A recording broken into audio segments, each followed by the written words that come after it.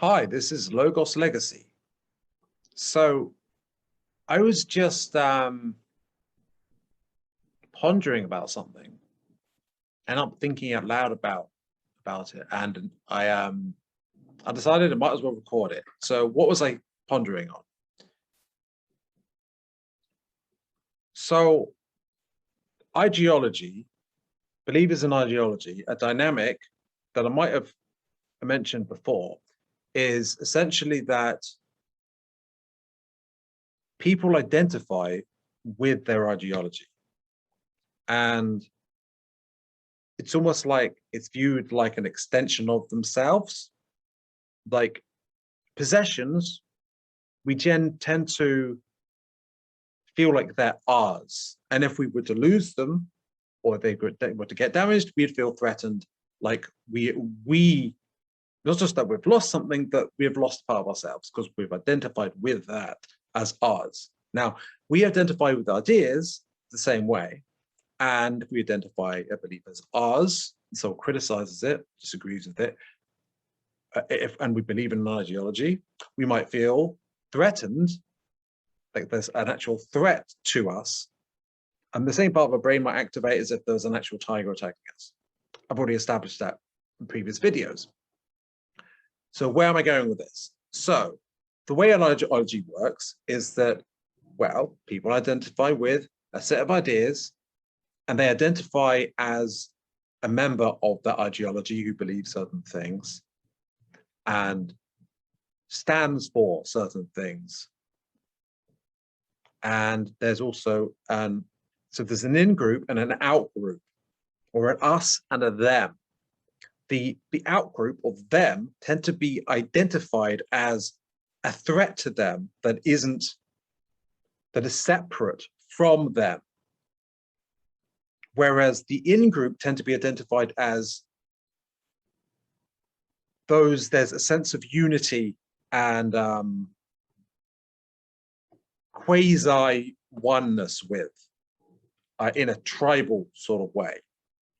It's not the same sort of oneness as, or a unity perspective, or as an open, fully open heart and unconditional love. But there's a sense of solidarity, that's the word, with those in the in-group. And so if something goes well for someone in your in-group, you'll feel good. It's been proven in psychology that people actually get a positive reaction when something good happens to someone in their group, or someone they identify with as a member of a group that they identify with as being part of. And if it's the out group, they will actually feel good if something bad happens to the group that they feel threatened by. Well, because if there's a threat to you, right? First there's a tiger, right? And you're threatened by that tiger. You feel afraid of that tiger. And then you see that tiger,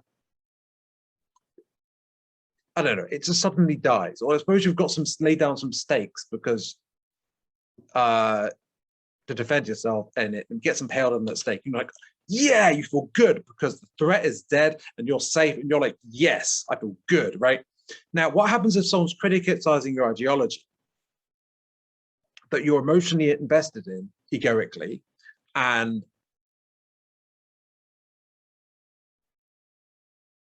if someone does that, they criticize your ideology, and then what you see is they get humiliated in some way, or someone criticizes them and they don't already have a response. You might feel good. Well, I say you might not be ideological. An ideological person will might feel good about that person's misfortune. That's what ego and especially anger can do, and also fear, when you feel threatened by someone. And it's simply by being, they will say, I'm in this group, I believe X, Y, and Z, and you'll be like, right, they're a threat, because you've already programmed into your mind who the in-group is, what those in-group beliefs are, who the out-group is, and what those out-group beliefs are, right? Why is this relevant? All ideologies tend to do this. Religions often do this as well. It's just they're pretty much the same thing psychologically, the system of thought, where there's a doctrine. And when there's a doctrine, it's egoically invested in as like an extension of self, a bit like a possession as an extension of self. So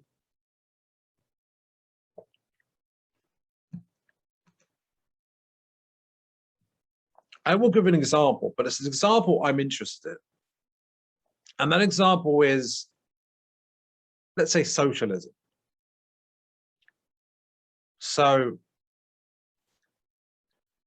the reason I'm interested in this is that, well, let's say the radical left in general, because there's different versions of it. But the reason I'm interested in this is I am interested in alternative ways of people doing things economically and socially from the bottom up, as the systems that are in place are falling apart.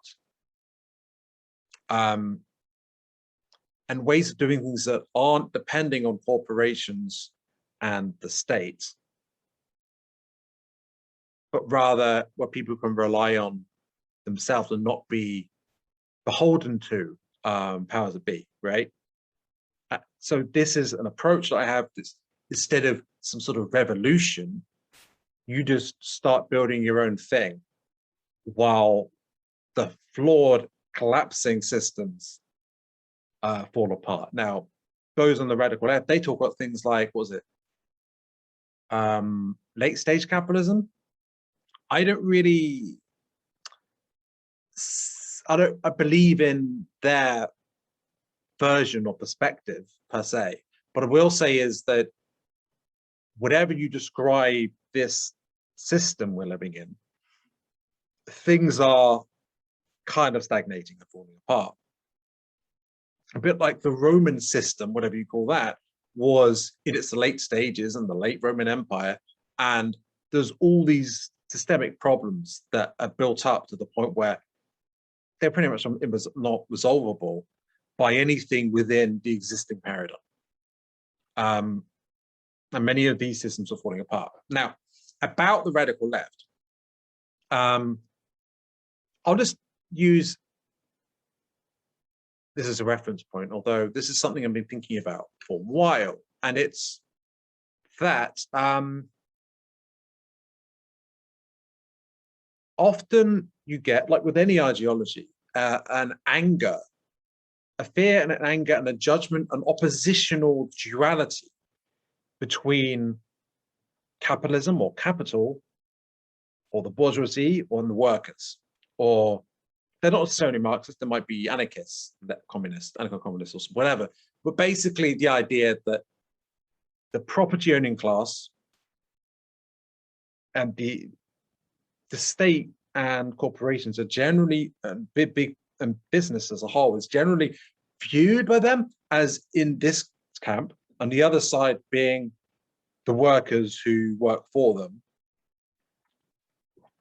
And the perspective is that the value of their labor is extracted from them, and they don't get the full result of their labor, and that's an exploitation, that's oppressive, right? That's the perspective. And there's the us and them mentality where these guys are the threat, they're taking from us, they're oppressing us.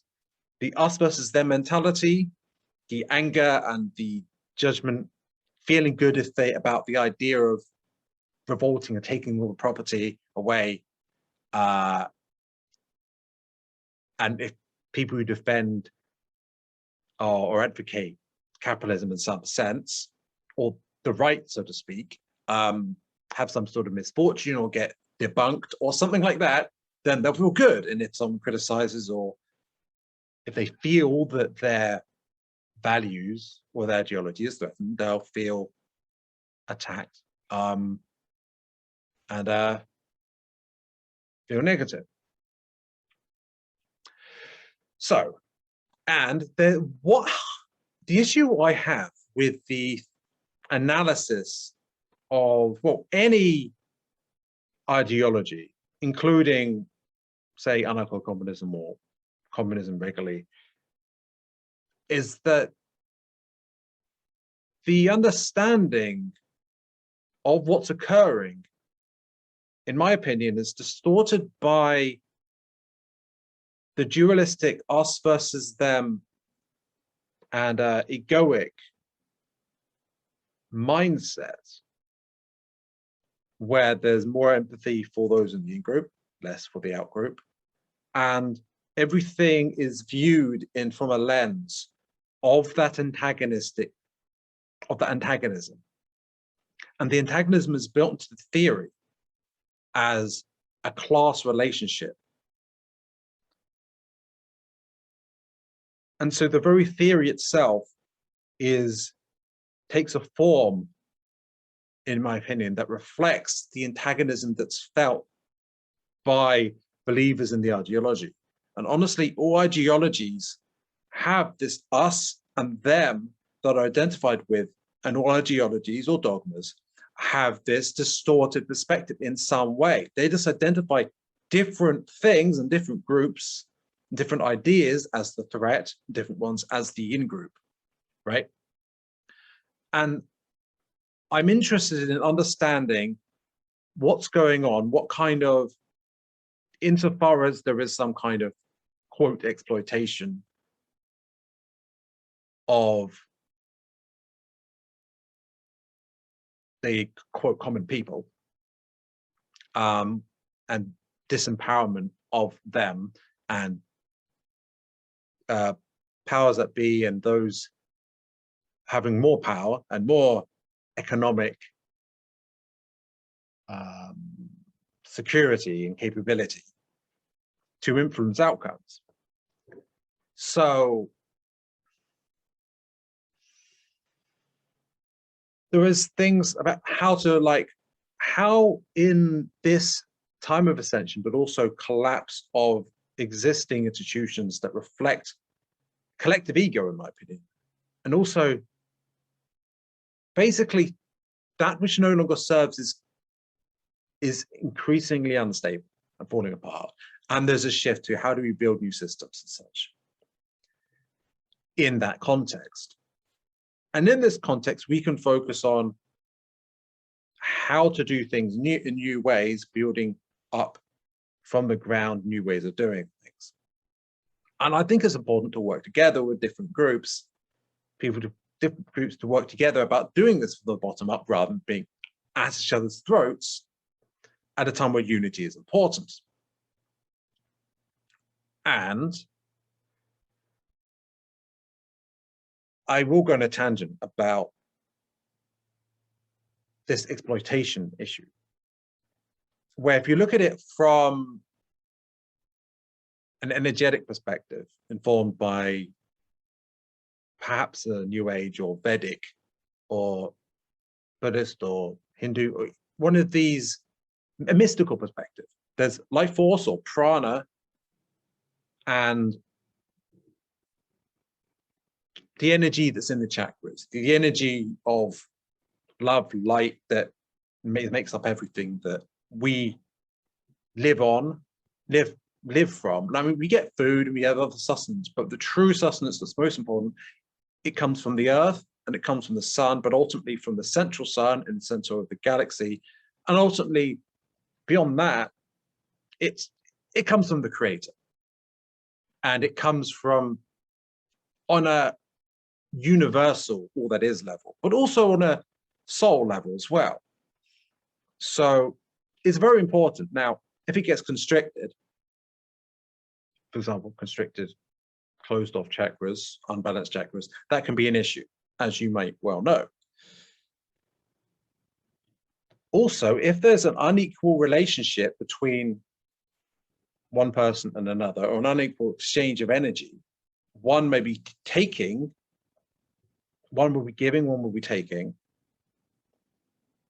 but it won't be in service to others. It's about equal exchange and equal relationships that are win-win, mutually beneficial, positive sum relationships. And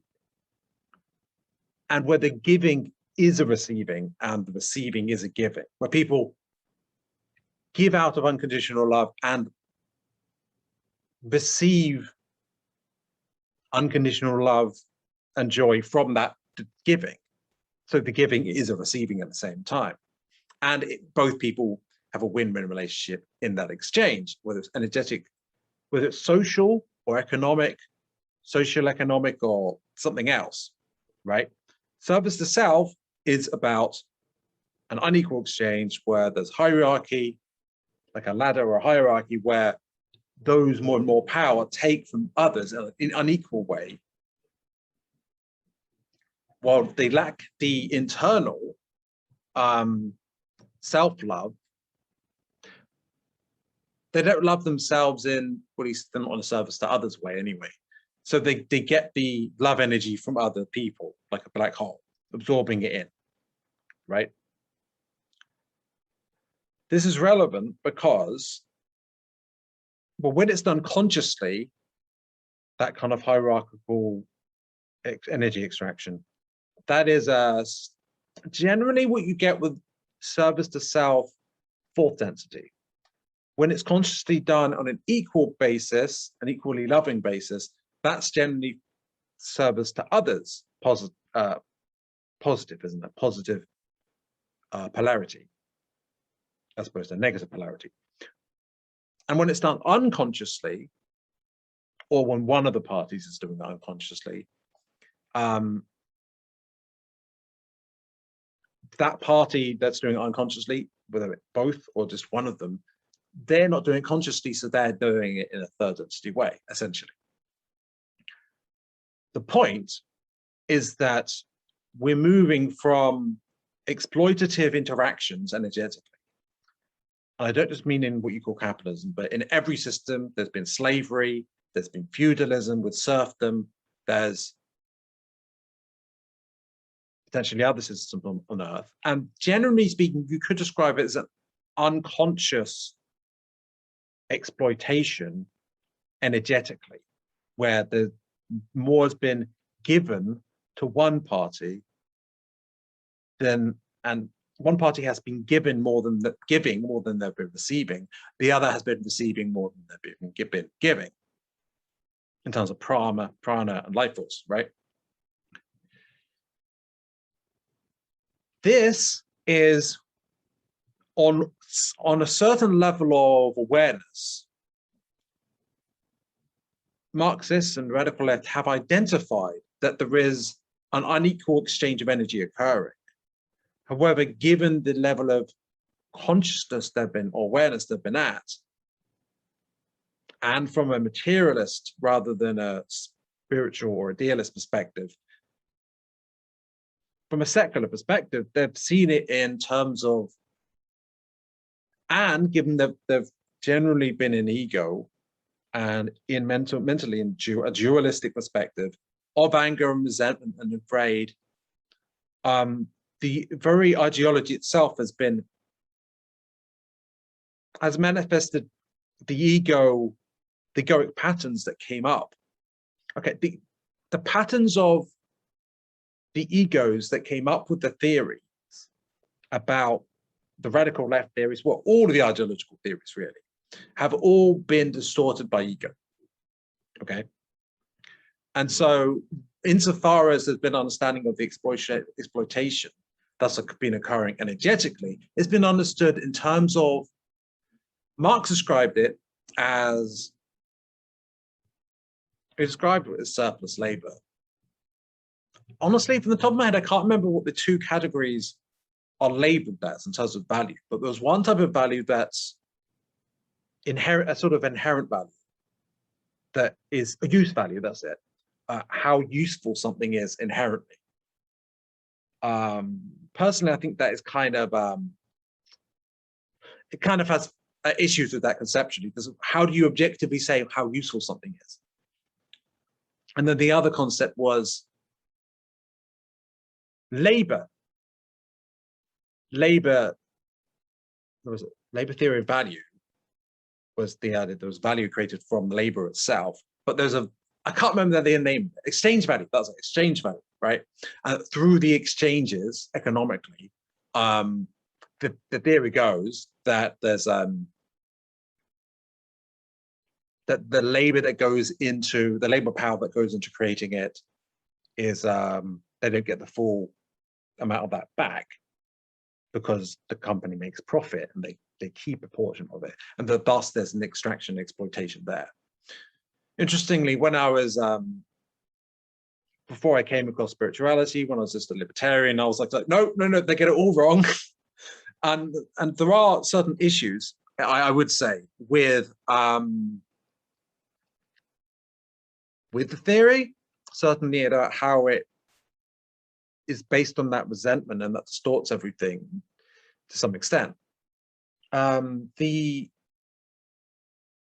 think that it missed out on an energetic perspective due to the fact that it was generally what I describe as an egoic theory, and where the anger and resentment and fear distorted it.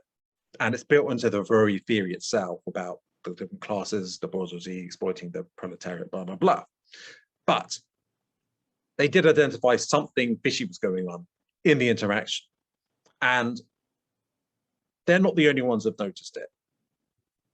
There are even some on the right that have noticed it. Now, don't get me wrong, like many on the radical left, because it's dualistic and egoic, each ideology has different blind spots, right? And you can no more say that one is more correctly seeing things than the other. It's just that different blind spots for different ideological positions, right?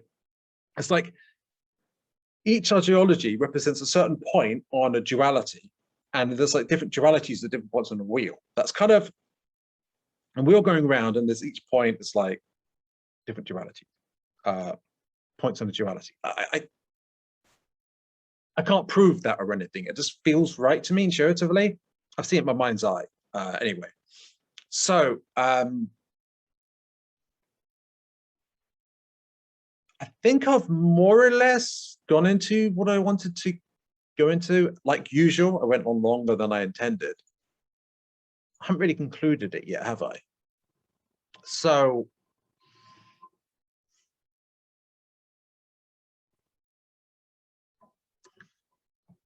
think of it as the socialist example as a case study. All ideologies do this, and I've got to be fair to them. They notice certain things, even if there's a higher understanding of the same thing, a more aware understanding, informed by spiritual insights about prana, life force, etc. So I do think that we can look at how those in society, the social, political economy, who there's those who have a lot more power than others. There's those you could describe as having so much power that they have a sort of elite position, so to speak, the ruling class or the ruling group. Now, I mean, it's kind of like a class analysis in some ways, and I did point out flaws in that, but there were the feudal lords and dukes and kings and so forth, the nobility in the feudal period. It shifted such that those who took on that role were more, it was more based on industrialists, I would say. And that as we moved into what is referred to as capitalism, this industrialism became things like it became transnational corporations, and the state had a fundamental role in this. It was fundamentally government. When it was kingdoms, it was prioritizing the interest of the nobility. When it became a state, it prioritized the interests of those with the most power, because those are the most powerful who were able to shape the apparatus more naturally. Those with power affect what occurs, right? And naturally, those with more power will make it suit their interests, especially when it's an egoic society. So naturally, there's going to be some kind of exploitation and oppression happening of some kind, whether it's of peasants by noble lords, whether it's of the working class in general. And this happens in terms of prana, of life force, of unequal exchanges and hierarchy, right? Here's the thing, though. We can't really... Okay, how would I put this? If I were to go back 500 years ago, or if we were to look 500 years ago, and we talk about how we could have an anarchic society, if there was basically an attempt at doing anarchy in third density under everyone being an ego, or most people being an ego, I don't think it works. I don't think any system that is put in place won't work as intended and will eventually become tyrannical in some way, or becomes distorted into something tyrannical. Every ideological theory that has its model about how perfectly government work or people govern themselves or whatever, it's distorted because of egos, so it's got blind spots, things it doesn't count for. And also, if everyone or most people are an ego, they're going to fuck it up just because that's what egos do. They divide and they squabble, and there'll be those with more power who will distort it for their interest at the expense of other people. So I don't agree, and generally I don't agree with revolution either as a concept usually, because it's like this idea of like taking from some of the others, and then an ego is all corrupted again. If you look at what happened to the Soviet Union, there was optimistic intentions at the beginning in terms of the revolution. What did you get? You ended up with, I mean, even Trotsky was a bit authoritarian, right? He was the first of them who really took charge, right? Then it was Lenin, even more authoritarian, then Stalin, even more authoritarian, right? It didn't work out.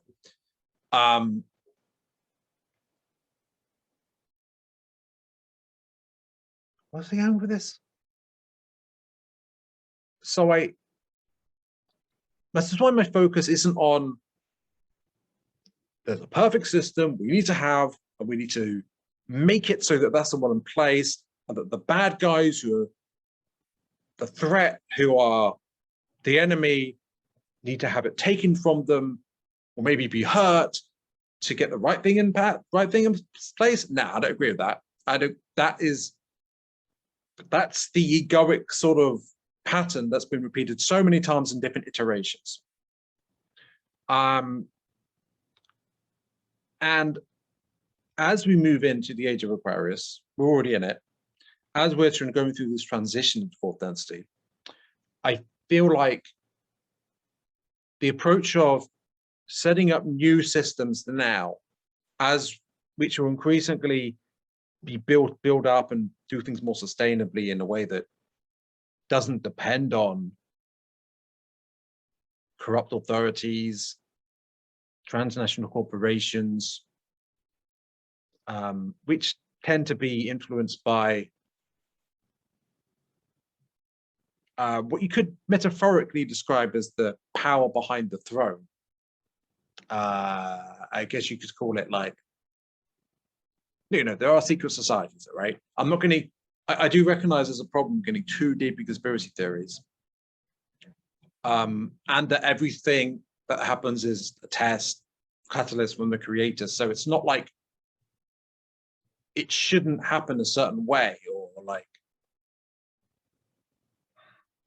I think that we can have a trust in the creator and what's occurring as negative things coming up and so forth.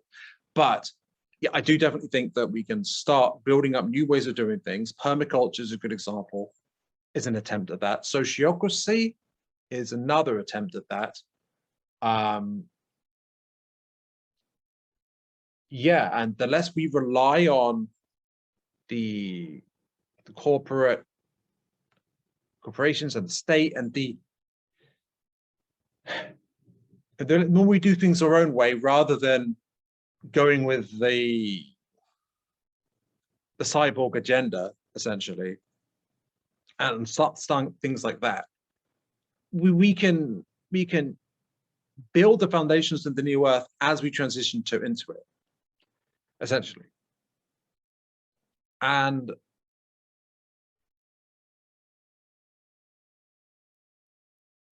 I feel like the perspectives that we have on this, it's probably most fortuitous or something fruitful for us to focus on unitive and energetic perspectives where there isn't an in-group and an out-group, not even something like, not even service to self elites or Illuminati or reptilians or something like that. Not even where we don't have this and where our beliefs aren't identified with and attached to like they're a part of us. Now, let's be honest here. A lot of us would like to not be attached to their views and not ever be dogmatic in any way or argue with people or anything like that. But there are times when we do, right? Unless you're someone like Eckhart Tolle, who's like the veil of egoic illusion, like, yeah, like there's an internal, I don't say struggle, but with ourselves, like, I suppose. But struggle's not the right word, but I'm being careful my phrasing here because I'm aware of the issue of treating enlightenment as an outcome that you're attached to, as a journey with a destination. But there's certainly inner work necessary, and healing. But healing itself, being healed can't be the destination. So nevertheless, the point I'm making is we can be self-aware of how easy it is to fall into a dogma or ideology or religious orientated perspective where we attach to our views. And if we have, and we treat those, there are those with a threat, and we squabble with them rather than working together, right? I think we focus on ways we can help bring people together. Now, obviously, people are going to go at their own pace because the people are at their own level of awareness and act, so to speak, according to that. But nevertheless, we can focus on how to come together and work together with building new approaches and new systems that don't rely on the flawed, falling apart systems that we seem to have as things stand. So hopefully you found it interesting. Thank you if you listened to all of this and you got to the end. Now, I really appreciate those who do get to the end. I understand from my perspective, I would love people to just, watch it all, everyone, and not stop listening 5 minutes in or something. But let's be realistic. I can't expect that. I don't know what everyone else has got in their own lives or whatever. So, yeah. But I'm grateful if you're here now, listening to me speaking, or not now, but now, because everything's the one single moment, right? Anyway, this is Logos Legacy, and have a great day or evening. Bye.